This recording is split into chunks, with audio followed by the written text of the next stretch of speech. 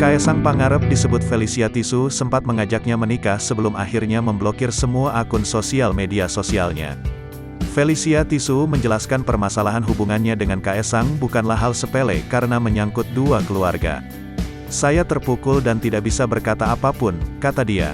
Setelah lama diam, Felicia Tisu klarifikasi mengenai hubungannya dengan Kaesang Pangarep.